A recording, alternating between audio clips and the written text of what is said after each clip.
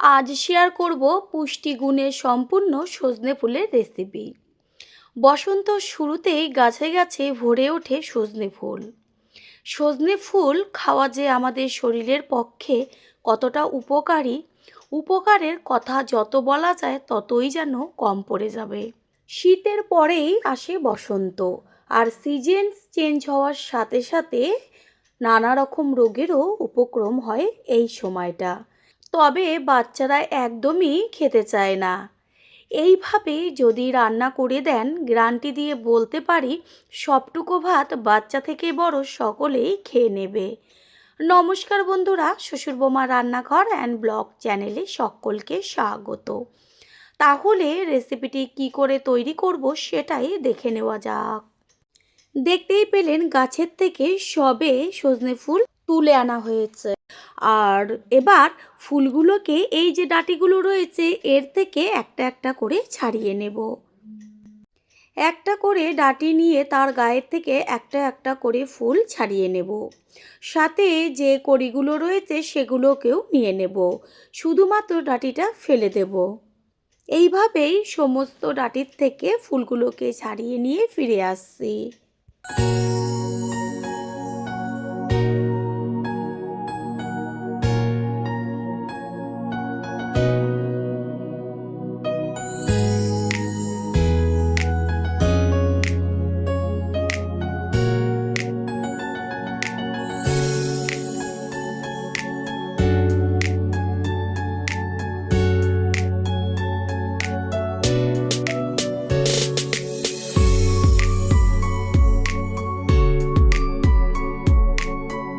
সব ফুলগুলো ছাড়িয়ে নিয়েছি, এবার জলে ভিজিয়ে রাখবো।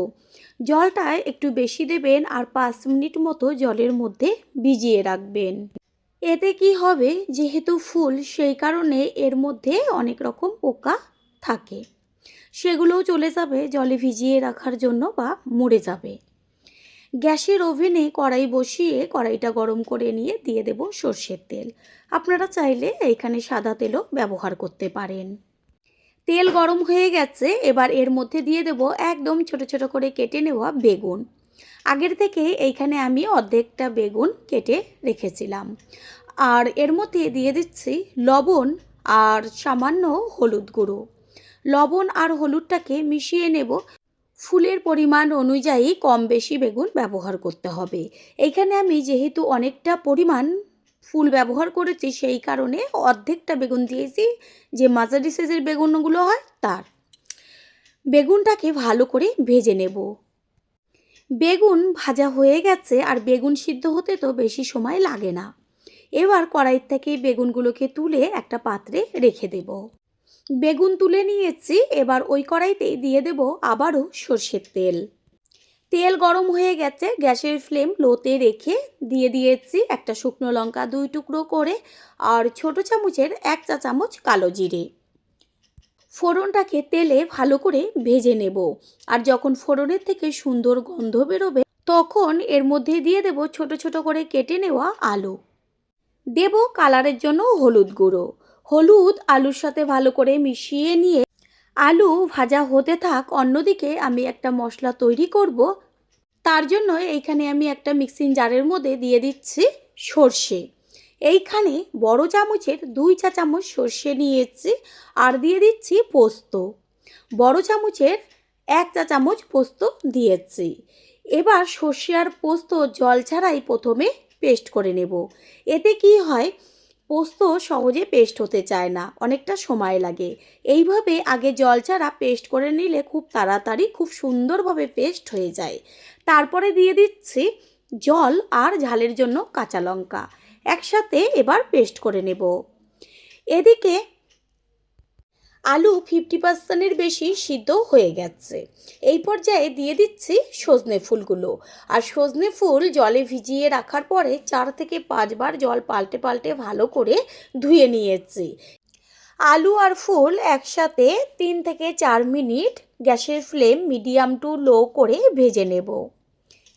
সজনে ফুল অনেক সময় হালকা একটু তিতকুটে লাগে। এইভাবে যদি রান্না করে দেন কোনো সময়ের জন্যও কিন্তু তিতো লাগবে না, আর এত টেস্টি হবে খেতে, যেটা নাকি খাওয়ার পরেই বুঝতে পারবেন। পুরনো বন্ধুদের সবসময় আমাদের পাশে এইভাবে ভালোবেসে থাকার জন্য অনেক অনেক ভালোবাসা। ফুল আর আলু ভালোভাবে ভেজে নিয়েছে, আর এই সময় এত সুন্দর একটা গন্ধ বেরোয়। এবার এর মধ্যে দিয়ে দেব ওই যে সর্ষে, পোস্ত আর কাঁচা লঙ্কা একসাথে পেস্ট করে রেখেছিলাম, সেই পেস্টটাকে ভালো করে সব কিছুর সাথে মিশিয়ে নেব। গ্যাসের ফ্লেম এই পর্যায়ে লোতে থাকবে আর সামান্য একটু জল দিয়ে দেব। আলু যেহেতু 50%-এর ওপরে ভাজাতেই সিদ্ধ হয়ে গেছে, সেই কারণে রেসিপিটা হতে কিন্তু একদমই বেশি সময় লাগবে না। আর জল একদমই অল্প দেবেন। জল দেওয়ার সাথে সাথে গ্যাসের ফ্লেমটা হাই করে দিতে হবে। তারপর মশলাটার সাথে যখন মিশে যাবে, সেই সময় গ্যাসের ফ্লেম মিডিয়াম করে দিয়ে একটু ঢাকনা চাপা দিয়ে দেব। প্রথমবার যারা আমাদের চ্যানেল ভিজিট করছেন তাদের আন্তরিক শুভেচ্ছা ও অনেক ভালোবাসা। আমাদের রেসিপিগুলো যদি ভালো লেগে থাকে সাবস্ক্রাইব করে দেওয়ার অনুরোধ রইল, ও পাশে থাকা বেল আইকনে ক্লিক করলে পরবর্তী ভিডিওগুলো সবার আগে আপনাদের কাছে পৌঁছে যাবে। আগে যে বেগুনগুলো ভেজে রেখেছিলাম, এবার সেই বেগুনগুলো দিয়ে সব কিছুর সাথে মিশিয়ে নিয়ে ঢাকনা চাপা দিয়ে দেব।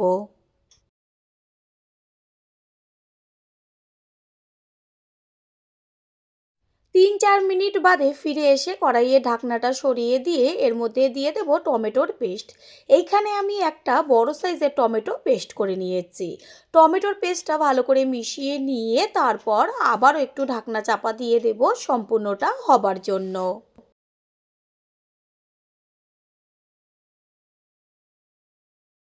কিছুক্ষণ বাদে কড়াইয়ের ঢাকনাটা সরিয়ে দিয়ে সমস্ত কিছুর ব্যালেন্সটা ঠিক রাখার জন্য দিয়ে দিচ্ছি ছোট চামচের হাফ চা চামচ পরিমাণ চিনি। চিনিটাকে মিশিয়ে নেব আর এই পর্যায়ে গ্যাসের ফ্লেম হাই করে দেব।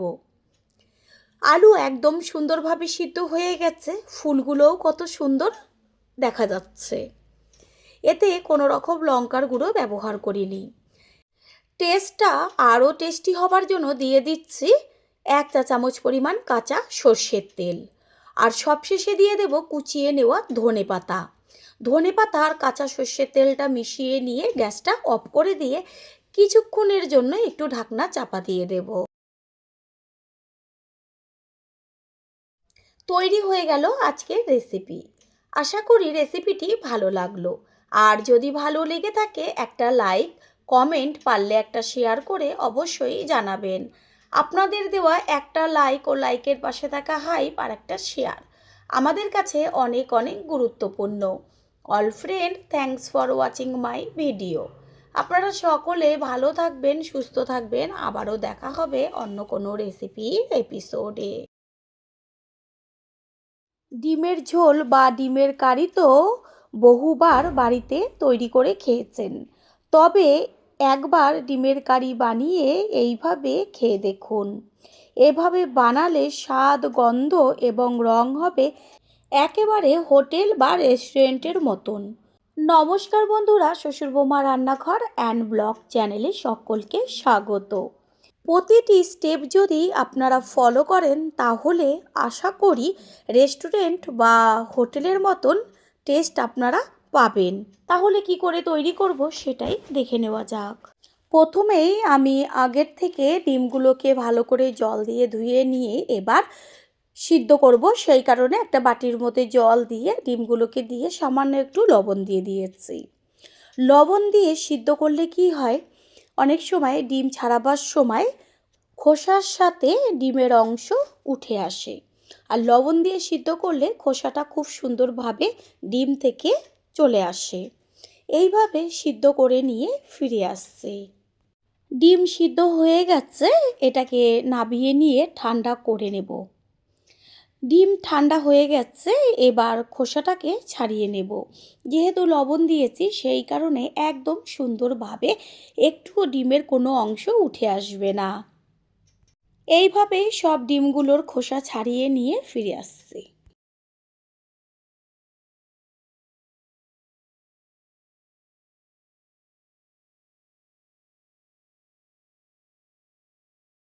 সব ডিমগুলোর গায়ের থেকে খোসা ছাড়িয়ে নিয়েছি। এবার একটা ছুরি দিয়ে একটা ডিম হাতের উপরে রেখে সমস্ত গাটা অল্প অল্প করে চিড়ে দেব। এইভাবে ডিমটা চিড়ে দিলে কি হবে, ভেতরে মশলাটা যাবে, খেতে খুব ভালো লাগবে, আর ভাজার সময় তেলের মধ্যে ডিমটা ফাটবে না। ডিমের ওপর দিয়ে দেব লবণ, হলুদ আর সামান্য লঙ্কার গুঁড়ো। এগুলো দিয়ে ডিমটাকে ভালো করে মেখে নেব। এতে কি হবে, দারুণ একটা কালার আসবে। গ্যাসের ওভেনে কড়াইটা বসিয়ে এবার কড়াই গরম হলে দিয়ে দিচ্ছি সর্ষের তেল। এখানে চাইলে সাদা তেল দিয়েও রেসিপিটি তৈরি করতে পারেন। তেল গরম হয়ে গেছে, এবার একটা একটা করে ডিম গরম তেলের মধ্যে আস্তে করে ছেড়ে দেব। যেহেতু ডিমটার গায়ে কেটে নেওয়া আছে আর লবণ হলুদ মাখানো রয়েছে, সেই কারণে ডিম একদম তেলের থেকে ফাটবে না। একটু সময় নিয়ে ডিমগুলোকে সমস্ত পিঠ উল্টে উল্টে ভালো করে ভেজে নেব।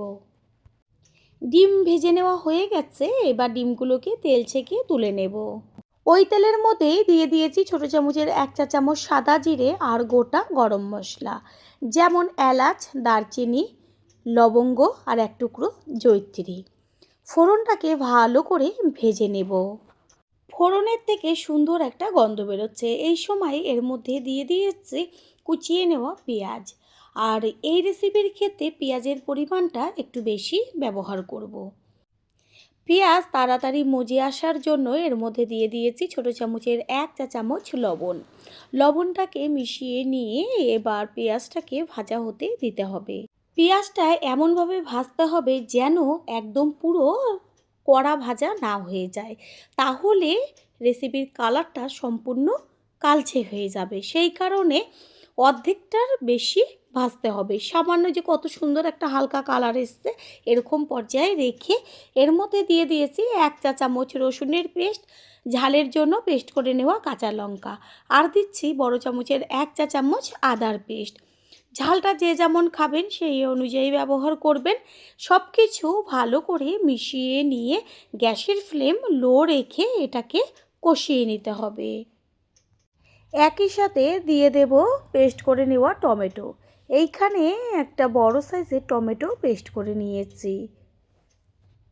দেব কালারের জন্য কাশ্মীরি লঙ্কার গুঁড়ো আর পরিমাণ অনুযায়ী হলুদ গুঁড়ো। দেব স্বাদ অনুযায়ী লবণ। লবণটা এই পর্যায়ে একটু কম ব্যবহার করেছি, কারণ পেঁয়াজ ভাজার সময় লবণ ব্যবহার করা হয়েছে। সব কিছু একসাথে মিশিয়ে নিয়ে এবার এটাকে রান্না হতে দিতে হবে। কোন মশলার পর কোন মশলা ব্যবহার করলে কালারটা সুন্দর আসে, সেটা সম্পূর্ণ ভিডিওটা না দেখলে বুঝতে পারবেন না। এর মধ্যে দিয়ে দিয়েছি 2টো গোটা রসুন। এইভাবে মশলার মধ্যে যদি গোটা কাঁচা রসুন ব্যবহার করে কষানো হয়, গন্ধটা যেমন আসে তেমন স্বাদ আসে। মশলার ওপরে এখনও ভালোভাবে তেল ছাড়েনি। এই যে এবার দেখা যাচ্ছে মশলার ওপরে হালকা তেল ছাড়ছে। এইভাবে মশলাটাকে কষাতে হবে। এই সময় এর মধ্যে দিয়ে দেব 1 চা চামচ ধনের গুঁড়ো আর 1 চা চামচ জিরের গুঁড়ো। ধনের গুঁড়ো আর জিরের গুঁড়োটা আমি কখনোই আগে ব্যবহার করি না। আগে মশলাটা কষিয়ে নিয়ে যখন সুন্দর কালার চলে আসে, তারপরেই জিরে আর ধনের গুঁড়োটাকে ব্যবহার করি। পুরনো বন্ধুদের সবসময় আমাদের পাশে এইভাবে ভালোবেসে থাকার জন্য অনেক অনেক ভালোবাসা। মশলাটা কত সুন্দরভাবে কষানো হচ্ছে, ওপরে তেল ছেড়ে দিয়েছে। এই সময় এর মধ্যে দিয়ে দিচ্ছি কাসুরি মেথি। অবশ্যই কিন্তু কাসুরি মেথিটা ব্যবহার করবেন। প্রথমবার যারা আমাদের চ্যানেল ভিজিট করছেন তাদের আন্তরিক শুভেচ্ছা ও অনেক ভালোবাসা। আমাদের রেসিপিগুলো যদি ভালো লেগে থাকে সাবস্ক্রাইব করে দেওয়ার অনুরোধ রইল ও পাশে থাকা বেল আইকনে ক্লিক করলে পরবর্তী ভিডিওগুলো সবার আগে আপনাদের কাছে পৌঁছে যাবে। সুন্দরভাবে মশলা কষিয়ে নেওয়া হয়ে গেছে। এই পর্যায়ে এর মধ্যে দিয়ে দেব ভেজে রাখা ডিমগুলোকে। ডিমগুলো মশলার সাথে ভালো করে মিশিয়ে নেব। আর যেহেতু ডিমগুলো কাটা কাটা আছে, সেই কারণে ভেতরে মশলাটা খুব সুন্দরভাবে যাবে। 1.5 থেকে 2 মিনিট মতন এইভাবে কষানো হবে। তারপরেই এর মধ্যে দিয়ে দেব উষ্ণ গরম জল। জলের পরিমাণ বেশি প্রয়োজন নেই, বেশ মাখা মাখা হবে। এই গ্রেভি দিয়েই ভাত, রুটি, লুচি, পরোটা, ফ্রাইড রাইস, পোলাও সমস্ত কিছু খেয়ে নেওয়া যাবে। জলটা টকবক করে ফুটলে পরে গ্যাসের ফ্লেম মিডিয়াম করে দিয়ে কিছুক্ষণের জন্য হতে দিতে হবে।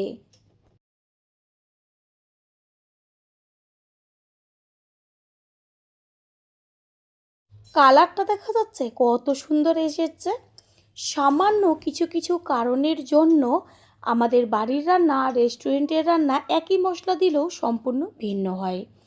তবে এই রেসিপিটা যদি ফলো করেন আমি গ্যারান্টি দিয়ে বলতে পারি সেম টেস্ট আপনারা পাবেন।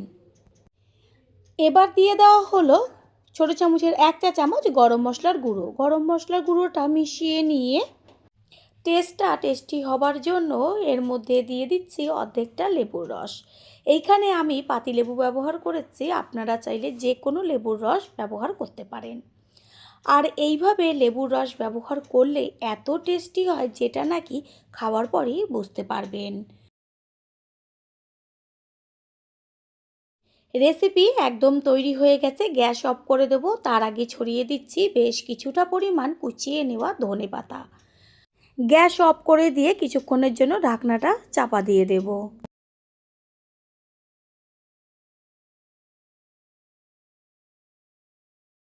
একটু বাদে ফিরে এসে ঢাকনাটা সরিয়ে দিয়ে সম্পূর্ণ লুকটা দেখিয়ে দিচ্ছি। এবার একটা পাত্রে তুলে নেব। তৈরি হয়ে গেল আজকের রেসিপি। আশা করি রেসিপিটি ভালো লাগলো। আর যদি ভালো লেগে থাকে একটা লাইক, কমেন্ট, পারলে একটা শেয়ার করে অবশ্যই জানাবেন। আপনাদের দেওয়া একটা লাইক ও লাইকের পাশে থাকা হাইপ আর একটা শেয়ার আমাদের কাছে অনেক অনেক গুরুত্বপূর্ণ। All friend, thanks for watching my video. আপনারা সকলে ভালো থাকবেন, সুস্থ থাকবেন। আবারও দেখা হবে অন্য কোনো রেসিপির এপিসোডে।